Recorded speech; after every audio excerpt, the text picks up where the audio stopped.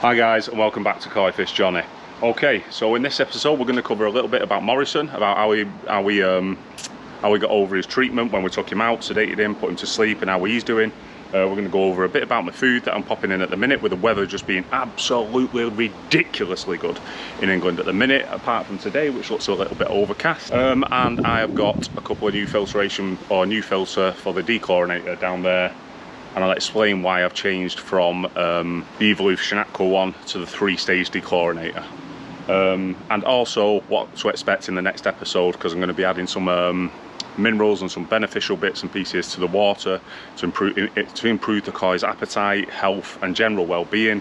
That a lot of people do. I haven't done it before, bought it a long time ago, but with the green pond scenario we had a while back, I haven't really got round to it. So now is the time that I can get into that.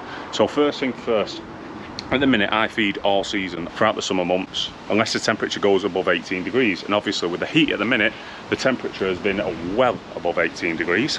And to be honest, next week it's supposed to be, I think, 38 in Manchester. I don't think I've lived in Manchester all my life. I've never had it at 38, I don't think. But anyway, I'm waffling on, back to the food. So at the minute, the fellas in there are going for this, the Aqua Sauce Koi Buffet.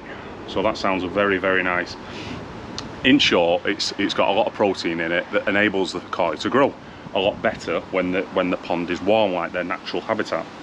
So within this, we've got some garmers, shrimps, crude protein at 48%.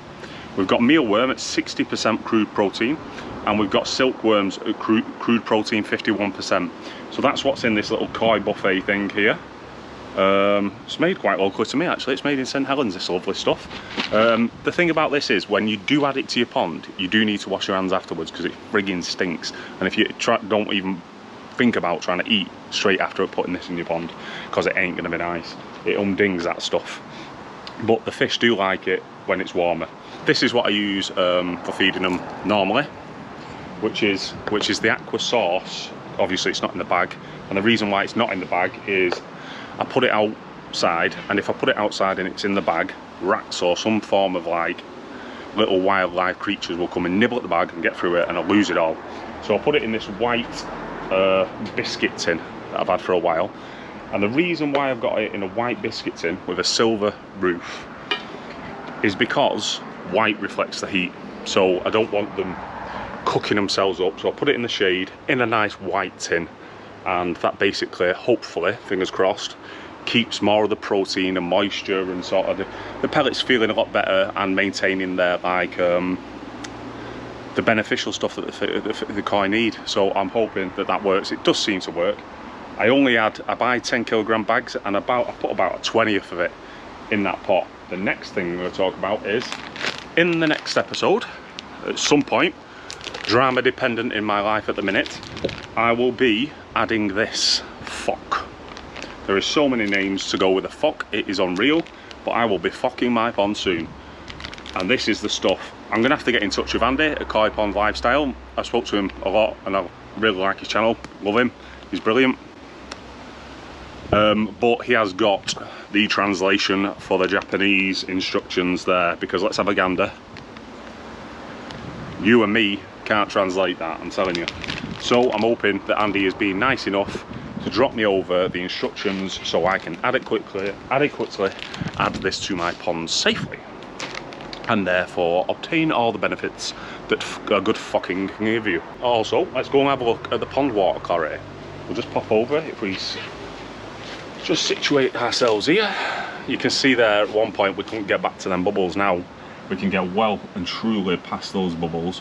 As you can see, one of my showers there, right at the back wall. In fact, that's Tigger, little Tigger. Right at the back, he's coming round here now. He's coming round here. There's that Stanky. Ooh. Yeah, the fish are looking amazing. I'm probably better doing a top-down view. 1 second. So there we go, guys. That's what the koi look like at the minute. If I just hold my hand over, look at the floor. You can see the floor. And there's the, not that you're that interested in the floor, but what I'm saying is the depth that you can see down. You can literally see if there was an ant walking across the bottom, which would be impressive in water, an ant walking. But nevertheless, you know what I'm talking about. You can see little bits.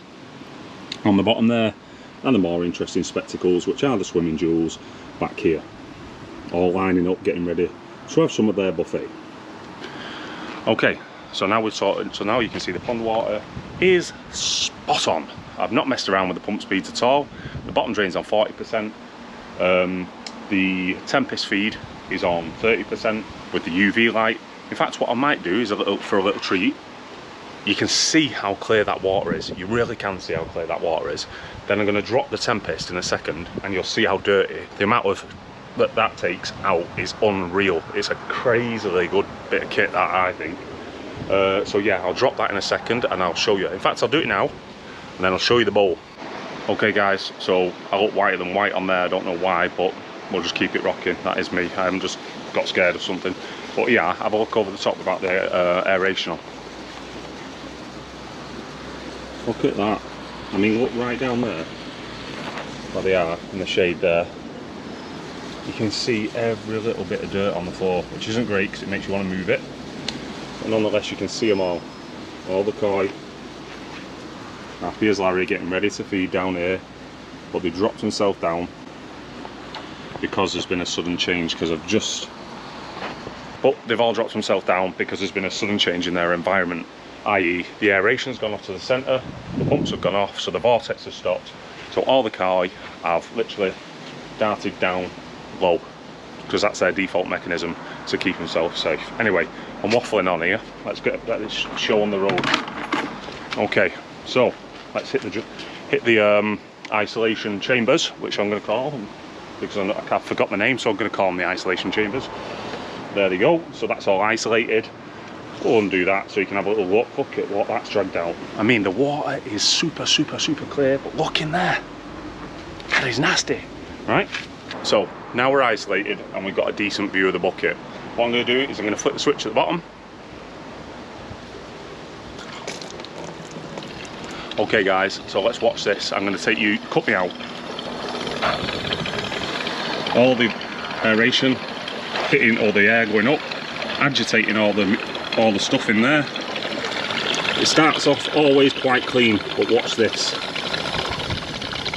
We're hitting about the point of it all coming out now. But you watch that water change. Look at it. Look at that. Absolutely mesmerising. The amount that this traps in like that, look at that. To think that water is the same water that's in there, but this contraption has stopped this returning to the pond. This Tempest, it is crazy good. I mean, look at that. I ain't done it for a couple of days because I've been super busy, but wowzers. Wow. Listen to this cool little noise at the end when it starts popping.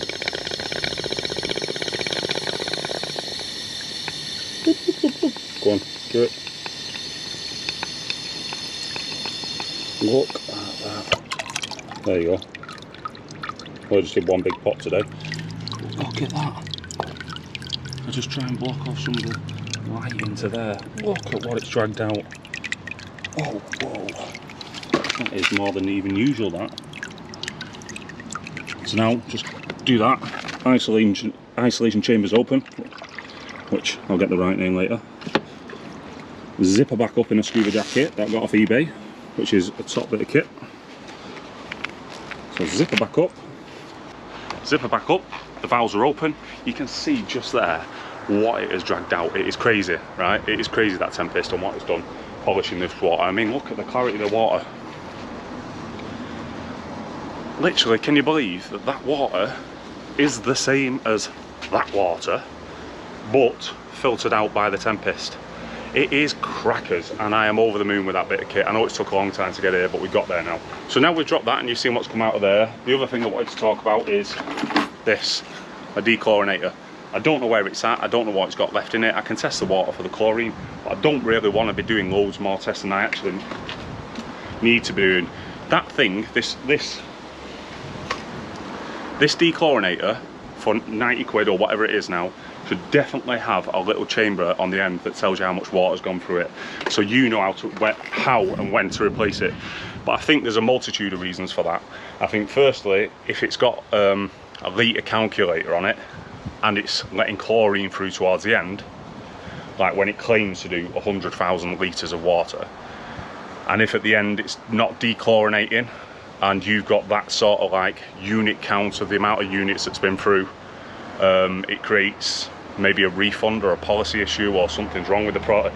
It basically means you can hold them accountable for them not doing the 225,000 litres of dechlorinating, because it would have a unit thing, a gadget on the end.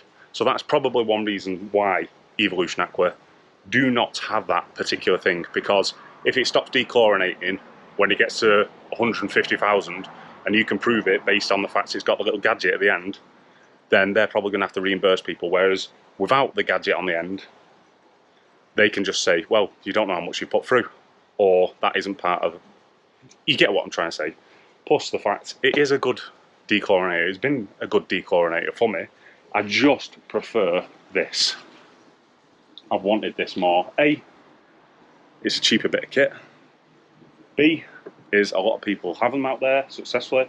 C is, if I want to change any of those cartridges, it costs about 10 to 20 quid, I think, in total to change them all. So if I wanted to do them like once every 3 months, I could do that. Might be a bit excessive. But what I'm saying is, you can change it quite easily, quite quickly, and quite cost effectively. That's why I've gone to them. I was going to screw it on the wall, but in all honesty, I might just pop it at the back because it's quite level. I don't think it needs to be particularly level. I think one of the things that I did worry about when I got it was which side was in and which side was out. But if I just zoom you in there, or if you just look towards the end there you go, you can see it says out on one of them.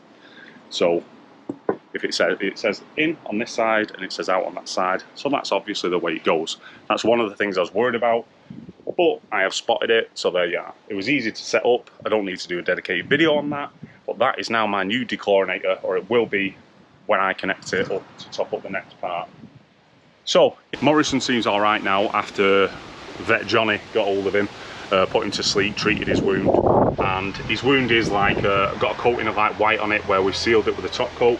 That's been perfect. For the first 24 hours, his behaviour for him as a character, it was a little bit quieter. It was down the back. It was like not on one of my leader feeders, which he normally is. But then after 24 hours passed, he was back to being the nutcase that he normally is. So Morrison is happy and he has been treated. Whether we'll have to treat him again, I don't know. I don't know how fast this lump... Come on, man. Sorry if you heard that. I don't know how fast this lump, this mouth rot, I don't know how long it takes to go down. I don't know if it goes down. I don't know if it's just... I don't know what to expect over the coming weeks. But whatever I see, you'll see, because I'll share it. Like I say, he is rocking around there. Let's see if we can see him. He's right down the back, so I'm not going to show him you now. But he is in there. He is doing fine. And I'm just, if anyone can comment in the comment sections and say the estimated time that you would anticipate that mouth rot bubble deflating and going back to completely normal, whether you anticipate the fact I might have to treat him again, or your experiences, just pop them in the comments. I'd love to hear from you. As you can see, the koi are up, Freddy is looking beautiful, planes are flying over my head. And on that note, I'd like to say a massive thank you. Please like, please subscribe to the channel. I seem to get quite a lot of views, which I'm absolutely proud as punch at. And what you see is what you get. This is what I like in real life. Please subscribe to the channel, because I'm on about 816 now. It'd be buzzing to sort of skyrocket towards that 1,000. If you're kind enough to subscribe to my channel, it is free, which not many things are in this life. Definitely not diesel, and definitely not anything. Everything seems to be just rocketing in fuel. I mean, gas and electricity. Right, I'm not going to go there. Right, I'm going to stop. That's the end of the video. I'm not going to go into a waffle about the price of everything going through the roof. But anyway, please like, please subscribe, please take care. I hope you enjoy this coming sunshine that's coming, because it is going to be boiling. Please take care. Have a good time, guys.